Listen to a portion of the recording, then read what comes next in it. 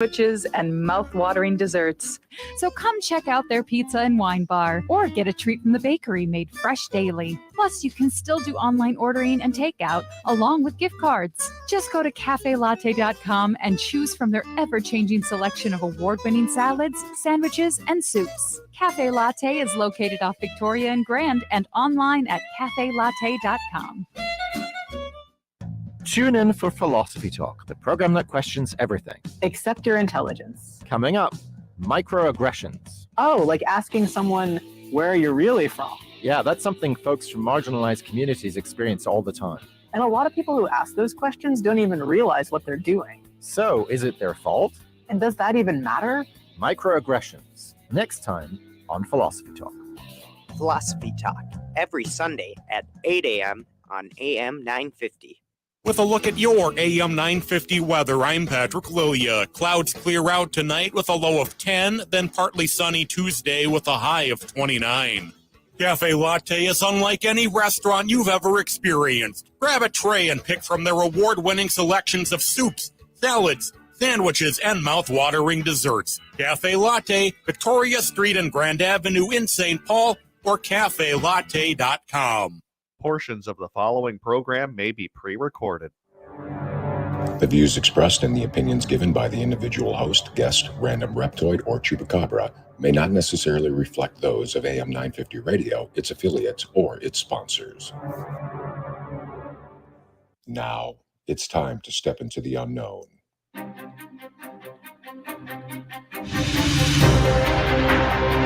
There are things people experience but never talk about. A shadow moving in the corner, flickering of the lights, a disembodied voice. We invite you to talk with us.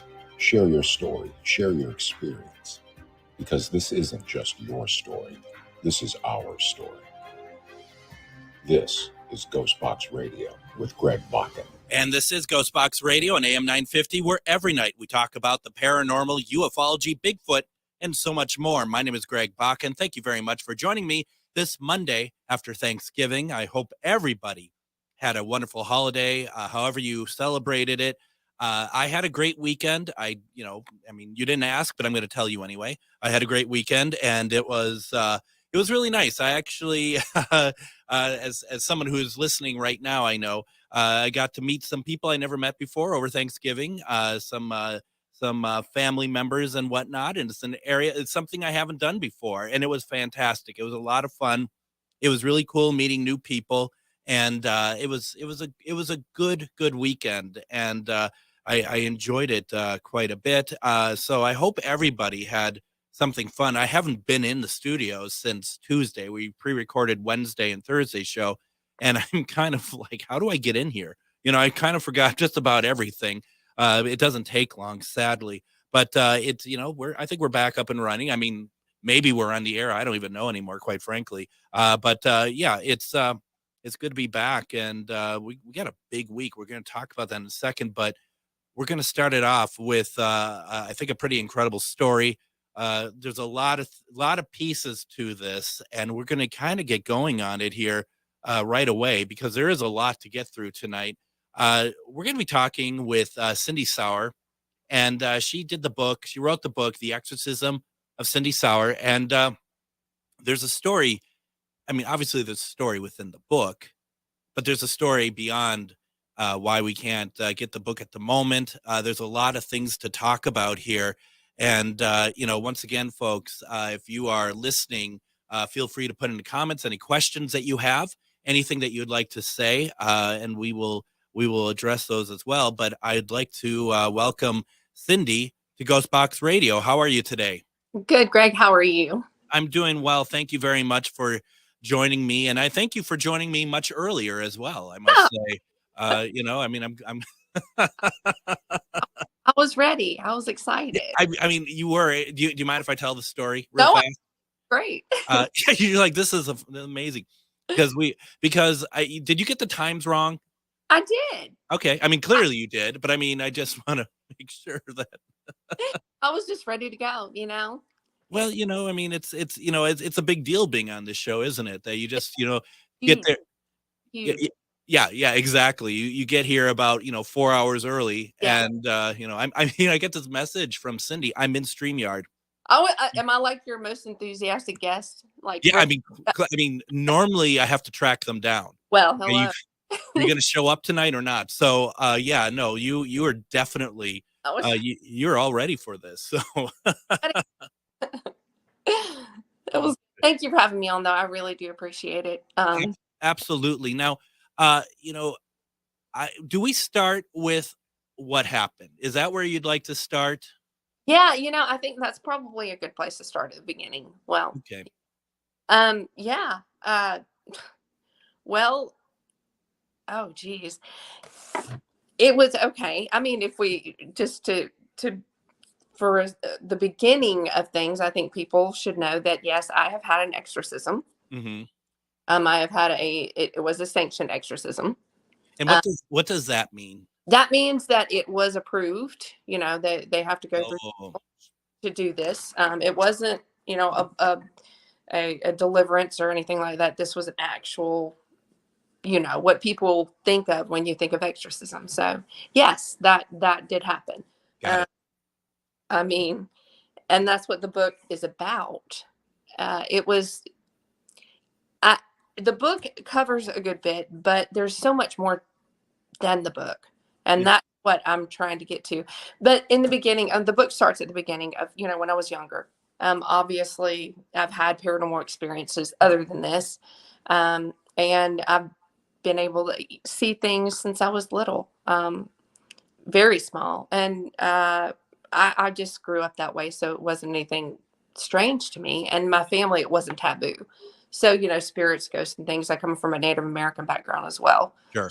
All those things are not foreign, and it was kind of just how we grew up. But, having said that, no matter how much you delve into that, no matter how much you think, and how much you study and how much research you do, you don't know. Like, you don't know.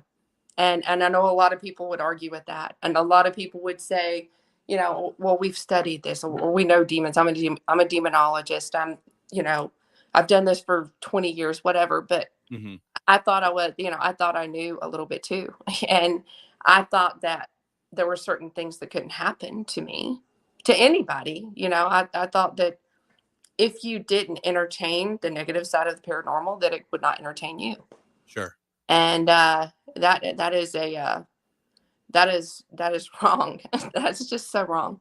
And so I mean, basically it starts off with, the idea of like you, and I do find it funny in a sense that you say that people are like, that they studied it. Like you can't put, as you know very well, you can't put any sort of, boundaries, restrainers, or anything around demons. No, you can't. They don't have, people think that they have rules. And yes, to a certain extent, I guess they probably would, but those aren't rules. Those are limitations. Right. Only because of because of the being that they are. But as far as rules, yeah, not it. The experience that I have had has broken a lot of rules that people assume, that we all thought, common things that people think are true about the paranormal were wrong. Right. People say if you're baptized, you're good. It doesn't matter. No. I don't I don't care if you're an ordained priest. I don't care. I feel, not even feel, the purer that you are, the better. It's just that much more. They're drawn to this because they want to destroy that. That's their goal. So, there are things you can do, I guess, but I don't know what the perfect recipe is. I don't know. To me, and would you agree with this or disagree that, regardless of religion, regardless of where demons existed, religion or whatever, their sole purpose is chaos, right? Right. And it doesn't matter if you believe or don't believe either. Right. If you're an atheist, that does not stop them. They don't discriminate. And again, there's so much more to it that we don't know. We just don't. We're operating on a human level with these things because that's all we know to do. But um, once you're connected in such a way, you, I guess you're more privy to that the way that they operate. It's hard to explain. It's really difficult to explain. I'll start off. I'll go ahead with really where it went bad. I had a really bad time after my husband died. He committed suicide, and it was rough. Sorry. Things were rough, and things after that got really rough. It got pretty out of control pretty quickly. And, coming off of something so tragic, and me and the kids in the same house, it was, we're already damaged, we're already hurting, and things started to happen. And I guess the better part of you wants to think, okay, this person is here, and they're here to say I'm okay. And especially with the way that he did, pass away, that left a whole other component to grief that, a lot of people don't understand. But it was really difficult. And it was small things at first, just seeing things out of the corner of my eye. Things would touch me. I think more significantly, there was a time when I really got grabbed really hard, and I knew that something was wrong. I knew that it wasn't something good. I knew it wasn't my husband. And things just, they spiraled. It took a maybe, it's not a long period of time, maybe 5 or 6 months before it really just went crazy. That's pretty quick. And you said that, like, you could tell, I mean, obviously you could tell if it was your husband or not, like you said, but was it the degree of the touch, the grabbing, or was it even that plus something else that really started to get your attention? It was the manner that it happened, and I guess the physical intent behind it. And that's the best way I can put it. It was not good physical intent. And then once my daughter had seen my husband, actually, she was 13 at the time, and she had seen him out in the yard, and she completely lost it. She was so upset. My friend and I had to carry her in the house. It was terrible. And she said that, she saw him out there. She saw him out there. And she said there was something wrong with him. He looked mad. And so I'm angry at this point. Like, I'm really angry at this point. You're upsetting my child. No, it's bad enough you've done what you did, and now you're hurting these children. And I was angry. So I'm going to be a mother, and I'm going to go out there and try to fix this. And when I went out by this tree where he had a shop out here, there was just, it felt really heavy, and I was angry. So I screamed and I yelled, and you can't do this, in so many words. And I had something flew by my right ear. It was so close, I heard it. And it was speeding. It was very fast, went by my ear, and I turned and watched it hit the ground. And it was a lug nut from a tire, and it just whizzed right by my head out in the yard, middle of the day. So I got the message at that point. Okay, something's really wrong. Yeah. No, that's yeah, that's something. And you are, I mean, not to put words in your mouth, correct me if I'm wrong, you're kind of at your weakest anyway at the moment. Right. Absolutely. Yes. You have 3 kids, and yeah, it was rough. A widow. It was hard. And so when that happens, I have nothing. There's no recourse you can take. What do you do? Yeah. You don't, I mean, I put it on the back burner because that's all I could do. I had to get through this, and things just got worse. Now, there is a person that came into the picture. That one's going to be tough. This person's in the book. His name is Jason. he came into the picture at that time, and he was a former pastor with the AG Church, and he was my friend for a while, and we were good friends.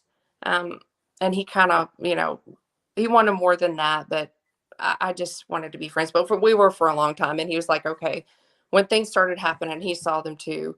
It was a little bit different because somebody was like, okay, I do see things happening.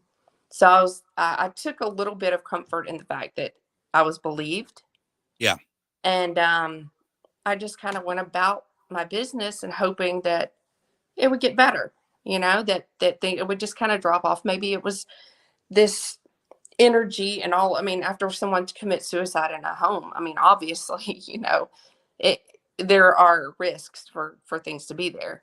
So I was thinking, this is maybe what it was. Maybe it's just going to kind of die down and it will go away. And I was very wrong. It got worse.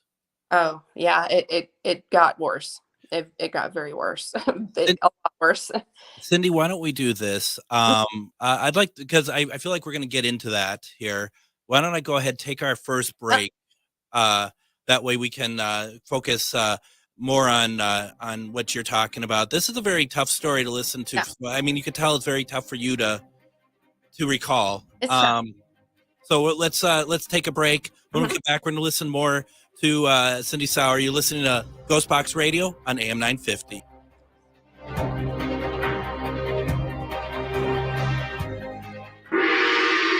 Magus Books, your multicultural spiritual supply store. Stop in and expand your horizons with books, classes, readings, and supplies at magusbooks.com or in our shop at 1848 Central Avenue Northeast in Minneapolis.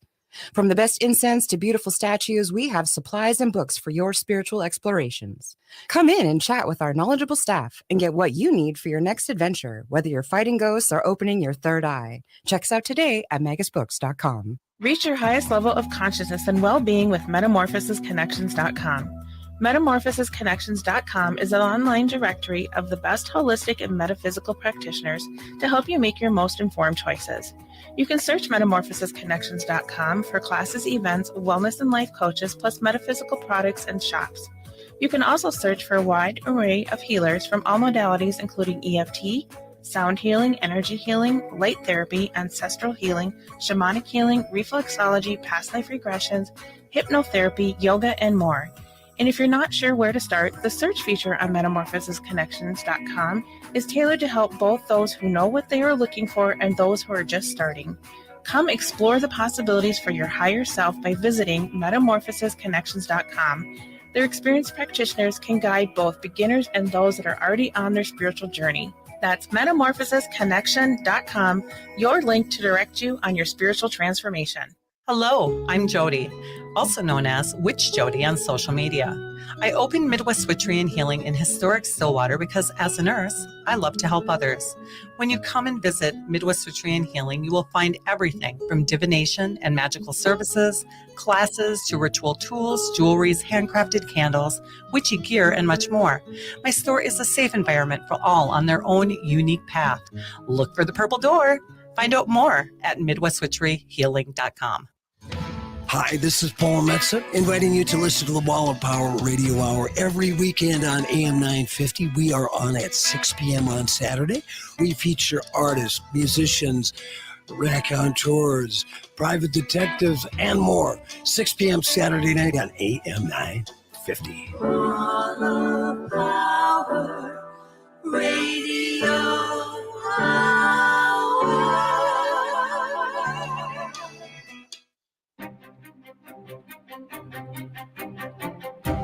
And welcome back to GhostBox Radio and AM 950. My name is Greg Bakun. We are talking with Cindy Sauer, and we are talking about the events that are in a book. We're going to be talking about how you can get the book in probably the next segment. It's called The Exorcism of Cindy Sauer.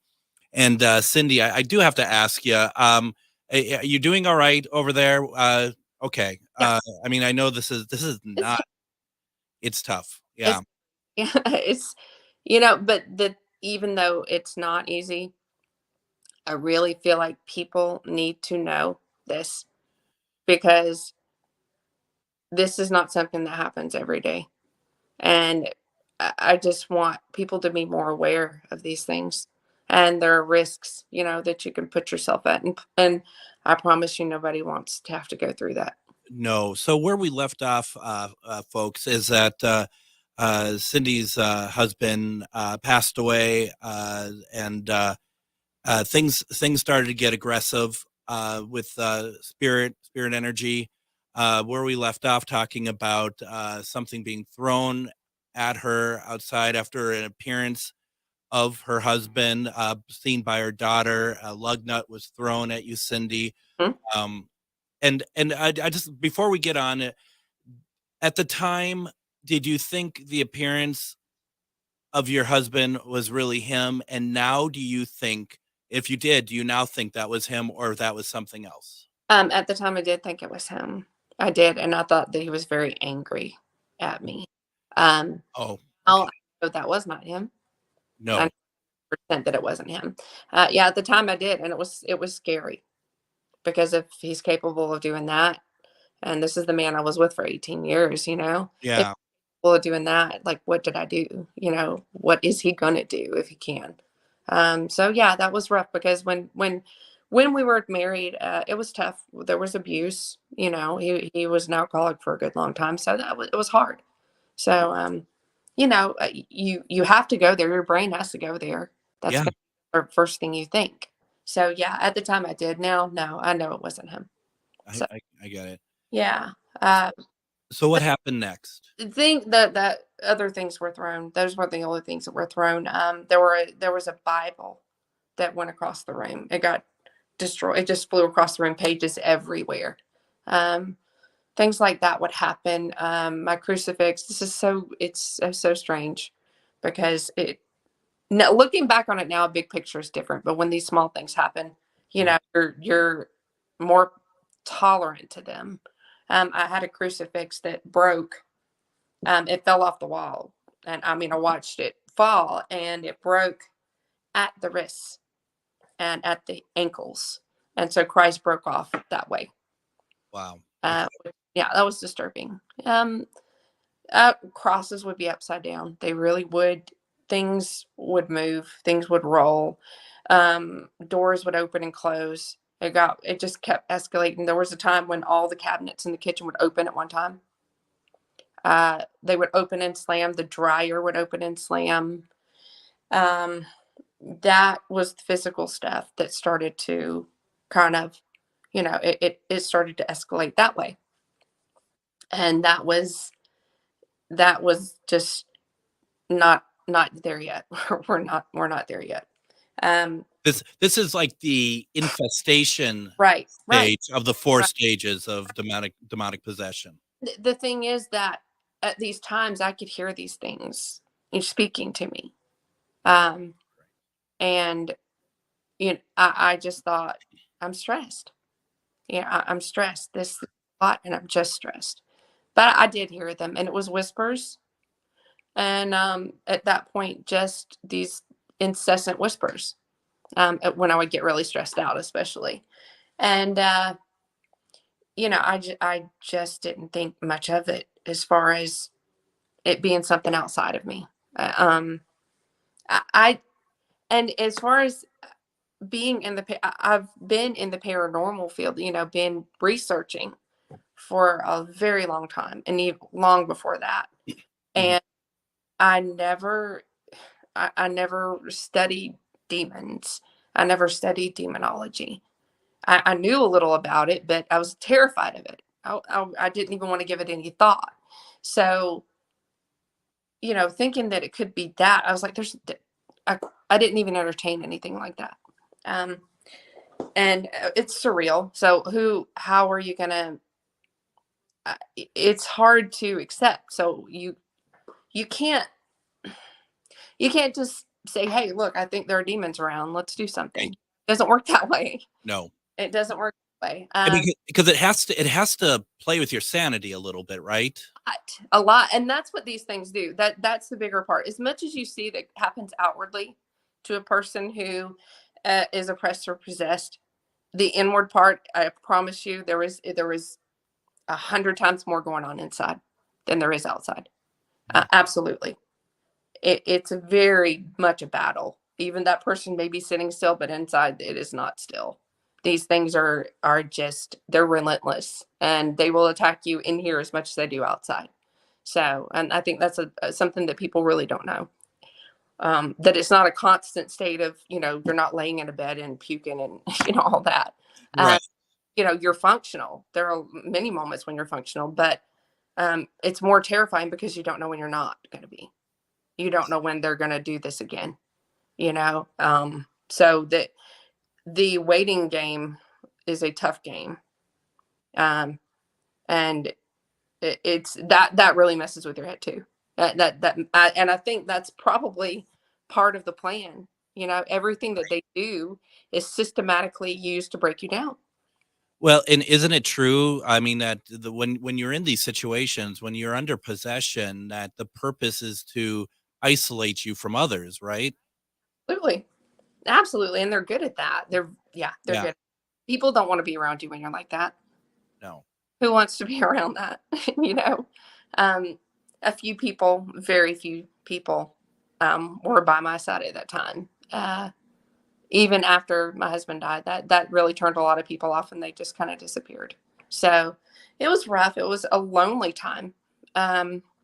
There was a particular incident though. I went to do some investigating in a place that I really wanted to go to for a while. And that's when I had my first real physical attack. And I call these attacks, they're not something attacking me. It's when they get inside of me and they take control. And that was the first time it happened. And that one, I mean, it was scary. It was confusing. And to be split is weird when you're not in control of yourself. But you can see, I think people may think you don't know what's happening, but you do. You're very aware, you're very awake, but there's just nothing you can do. There's just nothing you can do. And it may be fuzzy at times where you can't remember some things, but you're very aware of what's going on as a whole. So what would they do to you? What would they make you do? They would talk. A lot of it was the talking, and the talking was manipulation, and you're going crazy. I'm not really here. You're imagining me, which that in itself is just crazy. But then once it got so far, and after a few attacks, is when they would start to tell me, you should take that knife over there and just stab it right in his back. He won't feel it. It'll be okay. Or take that hammer and, hit him over the head a few times. Snap that person's neck. Like if I would get really upset and angry, I just would it would start to turn into where they would just take over. And I would really feel like I'm just going to kill that person. Like I'm going to do it, but not me. Yeah. Not me. They got so good at being in there and so good, at taking over that it wasn't to a point where they would physically, and I want to rephrase that part of it, because they don't take control of you and manipulate you the way that you are as a human, because they can't. Their movements, the way that they operate, they can't make our bodies do things themselves. They can, if they take over your mind, if they oppress you, they can push you to do things. They can coax you to doing things and like that, influence you. But they can't physically take your body and take your hand and stab a knife.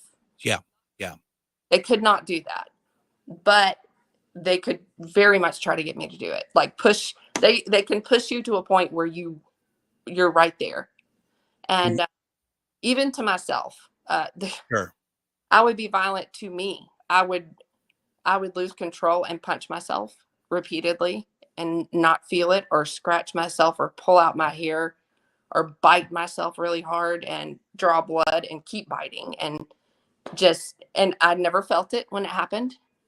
I was not in control when it happened, but it did happen. It had happened a couple of times. So How close were you to hurting somebody? never. You were able to control that. Yeah, absolutely. I was never close to hurting anybody. Only myself. Which is bad enough, but yeah. Yeah, that was very bad. But no, they did not have that control. And having said that, my faith is strong. I'm not your traditional Christian by any means, but my faith is strong. And there's a part of you that stays there that they can't control. And that part just gets deep inside. But there's that part that they can't cross that.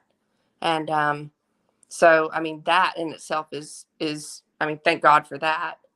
But no, I never came close to hurting anybody, even though they would push me in that direction. I never came close, never worried about it. I was never violent toward another person the whole time. So which is great. Yeah, it's really good. Yeah. Yeah, because I don't there there are things that you feel guilty over. You carry a certain amount of guilt for having to expose people to it. That's a big part of it. The guilt is that will definitely plague you if you let it. Because after all, it is your body. Where do you think these was it more than one? Was it multiple? It's never one. Yeah, right. It's always always many. Yeah. That's true. Yes, there were many. Where do you think this started? I mean, do you think it started as simply you being at your weakest point? Did your husband have anything to do with it, being the type of person that he was, or from childhood? What do you think? Honestly, I really feel like that it was a childhood event that just needed a catalyst. Okay. And we've so many people have asked me that, and I've actually just discussed this with so many people, with the priest, with and that's the part that's confusing, because we don't really know for sure. We can't pinpoint it, and that makes it that much more difficult, because how do you solve it if you don't know what the origin is? Like, where did it come from? And we've tried different approaches to to helping and taking care of it. Did you ever think, I mean, did you try or ever think of like any sort of regression or anything like that? I mean, I'm sure everything I'm saying, you're just like, yeah, Greg, do you think you haven't tried? Yeah, I don't know if there's anything I haven't tried yet, because I've been dealing with it for such a long time. Do you think that they're hiding it purposely in your mind? So yeah. Oh, absolutely. Yes. Just as much as if something's happening, let's just, for instance, say, the priest is coming over for an exorcism. They're not going to tell me, hey, I'm coming over at 12 for an exorcism. They're not going to tell me anything. There might say he wants to come and just speak to you for a minute, which is how they did the first time. Because whatever I know, they will know. So yeah. So I knew already. I knew what was going to happen. I already knew it. And they were going before the priest even got there. It was bad before that even happened. And they left me in the house by myself, which was not a good idea. I don't know why they did that, but the guy that was there, that was helping me, went out to meet the team, and they left me in the house. And by the time they got back in, I was going for the cutting board, and I was going to cut my leg open. I was being instructed to cut open my thigh and open it up to see what was in it. It was just a way of just making me crazy. And I started to really lose control physically, like hardcore lose control. Then by the time the priest got there, I was fully gone, as far as I was aware, but And I had moments where I could come through, but it was pretty bad at that point. So because how many sessions did your exorcism take? Well, I've had 2 exorcisms. Okay. Yeah, I've had 2. And they were 2 separate ones. The first one, how many? Oh goodness. Well, I don't know how long it was. It was quite a while. And they had to repeat the rite. I don't know. I know more than one time, but I'm not sure how many. They did record it, but I've never seen it. The recording is logged away. So I would prefer it be that way. Yeah. I don't know. I'm not sure, because there are, like I said, there are gaps, and there are moments when I was not, fully aware. I don't, and saying that, I don't know the lapses because I can't remember. So, Right. And I've heard some of the people who were there have told me some things, like my eyes changed completely, just to white. I know I pushed a couch with just like my head, on the floor, like just pushed so hard the couch like went. It went 3 or 4 feet, I think. I know there were a lot of people holding me down, and that it's fuzzy, but I remember the just the basic structure of the people in the room. That's all I can. That's the only way I can describe it, because I'm not seeing them, but I'm feeling them. Got it. And oh, it's so strange. It's just it's hard to convey. It's really hard to convey. And you're hoping that no one ever has to I hope be able to feel it from your thing. Yeah. No. I hate doing this. We're going to have to take another break it seems so ridiculous after having this very strong topic to be like, and we'll be right back. I'm sorry, we have to do it. So, yeah. And you know that, I know, I just feel really weird after a very heavy conversation. Why don't we do this? We're going to talk more about Cindy's exorcism. We're going to talk about her book. We're heading into the last segment. And we're going to continue this conversation about the exorcism of Cindy Sauer. You're listening to GhostBox Radio on AM 950. Hello, I'm Jody, also known as Witch Jody on social media. I opened Midwest Witchery and Healing in historic Stillwater because as a nurse, I love to help others. When you come and visit Midwest Witchery and Healing, you will find everything from divination and magical services, classes to ritual tools, jewelries, handcrafted candles, witchy gear, and much more. My store is a safe environment for all on their own unique path. Look for the purple door. Find out more at MidwestWitcheryHealing.com. Located just north of 50th in France, the Great Wall Restaurant has provided a delicious taste of authentic Chinese cuisine since 1981. Specializing in Szechuan and Peking dishes, they offer one of the most extensive menus in the Twin Cities. Favorites include hot and sour soup, pan-fried dumplings, and mushu pork with homemade Chinese pancakes. Stop by their Edina location or call for takeout at 952-927-4439. See the full menu at greatwallrestaurant.us. If you own a holistic or metaphysical business and are looking to expand, then you need to be listed on metamorphosisconnections.com. It's a network where you can grow with like-minded practitioners and reach new clients. Metamorphosisconnections.com is an online directory you need to list yourself and your business. Our platform makes it easy for you to create listings of your products and services, and you can also choose to list your classes, events, and so much more. Metamorphosisconnections.com helps you create weekly and monthly promotional ads targeted towards your potential clients and promotes them for you via social media and newsletter. There are clients searching for your specialty right now. Let us help them find you. Start your listing today so you can share your own unique gifts and talents by finding the level of membership that best fits your needs. Let us help you reach your clients that are searching for what you do. Visit metamorphosisconnections.com and sign up today. With a look at your AM 950 weather, I'm Patrick Lilia. Clouds clear out tonight with a low of 10, then partly sunny Tuesday with a high of 29. Cafe Latte is unlike any restaurant you've ever experienced. Grab a tray and pick from their award-winning selections of soups, salads, sandwiches, and mouth-watering desserts. Cafe Latte, Victoria Street and Grand Avenue in St. Paul, or cafelatte.com. And join us this week on GhostBox Radio with Greg Bakun.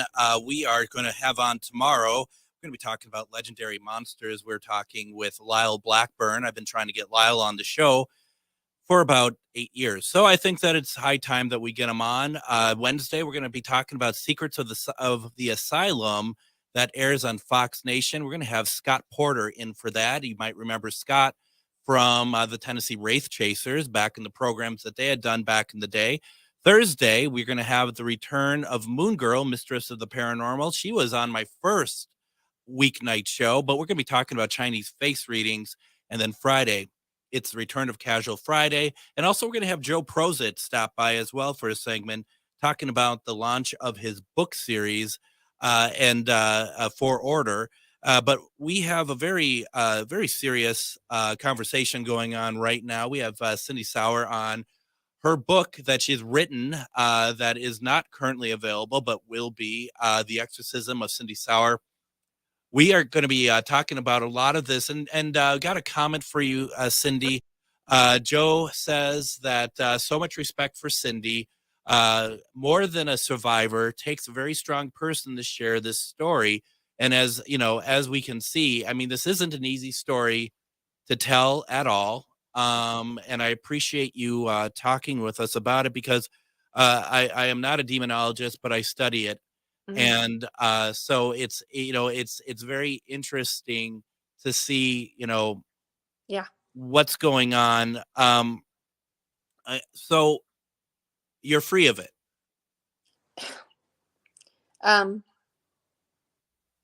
I don't know. Maybe. We hope. I mean, are you worried? I mean, I'll say it nicely. Are you worried talking about it? No. That doesn't bother you at all. Bother me. No. Do you think that actually weakens them by exposing them? Well, yes, I do. I feel it's me taking my power back too. So right. It's a good thing, and I wouldn't do it if I felt like I couldn't, or that there was some kind of risk. So absolutely. Yeah. Now we have roughly about 15 minutes left, and I want to make sure that we're getting to everything that you want to. Where do you want to go to next with this? The exorcism having been done. Yeah. Again, it was not the only one. There was another. And after the second one, I'm just going to go through that. Yeah. And there will be a book about that as well. But the second one was more intense. There was a different approach to it. And it went well for a good long time. And then when I moved, and I did end up, with this person, we didn't get married, but I did end up with this person. And it fell into another abuse situation, and things started to kick up again. And I ended up, he died. Okay. So the man in the book, he died. Okay. We did have a child, and he died of a brain aneurysm. But the relationship was very, very bad. And that is, that is, I think one of the reasons why the book was taken out of circulation. There were some people that are not happy with it, and there are people who do not want it circulated, and they're going to try to not have it circulated, but I can do that myself. Are they people that are connected to this guy or something else? It's something else as well. It's this person. There are people a person connected with them, and then there are some other people as well who are not happy about it, in a different and part of the paranormal field. So I actually went to a convention at one time, a paranormal convention, and it went really bad. It went really bad. I was in the, they were interviewing us, and I got an attack in front of like 100 people, I think. And it shut the whole thing down and everybody left. So, yeah, people think that some people have it wrong. It's really concerning as far as the field goes to see people do things that they're doing. It's a little bit scary. I'm scared for people. Are you scared of the fact that people are creating their own narrative from your story? No. What is it that you're afraid of? I'm just afraid that they don't know what they're messing with. There are people I see. don't understand, and I don't wish this on anybody. The likelihood is probably very slim, but any likelihood is not good. And there have been so many people that have been affected by this, not just me. And there are people who it's caused me a lot of damage. Yeah. There are a lot of people who I've lost over it. A lot of people who don't want anything to do with me, even family. Yeah. So as far as isolating, it becomes isolating because, you can't tell people. How do you say it? How do you say this? How do you convey this to your family and have them believe you, and then have them be supportive? And, those three things don't go together. And it's not only people, it was that family, it was friends, it was a lot of people. So, and it still happens. People don't know how to, they don't know how to respond to it. I mean, what do you say? What I think is also scary in that vein that we're talking about here is you have people who are in this field who they may not be trying to do like reach out to demons or anything, but and I'm sure this is what you mean too, is that they just feel like that they're invincible because they don't respect the power. I mean, there's right. I don't mean that in a good way. You just have to know if you're calling on something. I know people who tend to go under, they say they go under a trance. I don't even know if they really do or not.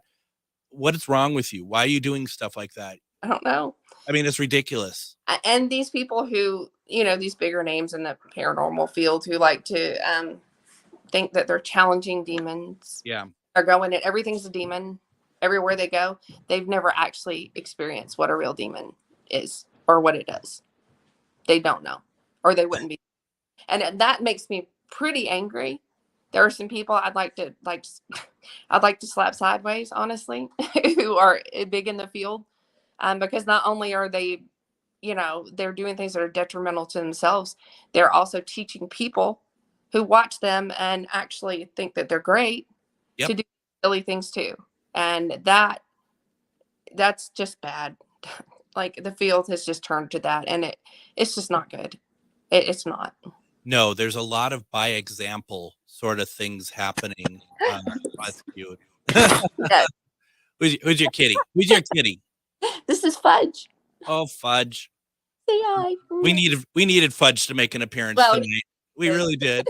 What a cutie. Yeah, no, it is ridiculous. It is out of control. I do think it's out of control, but they don't care. No one cares. Of course they don't. Well, it'll bite them one day. I hate it, but it will. Unfortunately. Yeah. Because it's anytime and that's, do you think you've invited something in when this all started? No. So that's one of the norms that you had kind of alluded to. Right. No. Nope. I do not. That was not the case. Unfortunately. And here's the thing. These people that are devil worshipers and, they're running around doing things in the name of Satan and worshiping him, that this is not their focus. That's not their focus. They don't need to do anything to these people. No. They are going to find the brightest light and they want to snuff it out. And that's what they try to do. Yeah. That's basically in so many different ways. And like I said, again, it's not just physical. It's every part of you. It's every part of you. It's your psyche. It's your soul. It's your physical body. It's everything. It's all. Now we're coming up about 6 minutes left. What is happening with the book then? Okay, so the book was taken out of circulation a few years ago. Yep. I did Dark Moon Press recently, and they did inform me that it was taken out of circulation. And I told them under no circumstances would I have taken it out of circulation. And I kind of had an idea of how that would have happened, and I don't really want to, say anything. Sure. Nope, that's fine. But it was, and I was not aware that for a few years now, it has not been able to be purchased. So we're going to fix that. We're in the works right now. We're fixing that. And I am purchasing a box of books. So if anybody would like a book at this point, all they would need to do is find me on Facebook. And it's Cynthia L. Sauer on Facebook right now. And after that, they just DM me and we can get something going. So I'm still working on kicking off an Instagram and everything again. So we're working on that. We're in the infant stages right now, but we're getting there. I would definitely, even though my camera has stopped, and it's just bad battery. I would definitely, I'm going to reach out to you about that. I really want to read that book. Okay, that's great. Anybody that wants a copy and even wants to know more, ask me a question. It's okay. That I don't mind answering questions. I know people are curious, and it might help people be a little more understanding too. So I'm open to questions. But again, there will be a part 2, and we're rolling with that. So be ready for that one. Yeah, no, I mean it's pretty incredible. What would you recommend for anyone who, because I think part of what was going on here is that you're kind of doubting what was happening, right? Right. Look, don't trust your gut on these things. And I'm not even just saying, as far as demonic activity, but the paranormal field is a strange thing. I mean, everything is strange. It just is. And if something's going on that you're not sure about, if something is bothering you or causing you any kind of distress at all, even if it's a loved one, you really should address it. Don't put it on the back burner. Take these things seriously, and not like TV seriously, not right. Seriously. Take them seriously as in, on a spiritual level. You really have to.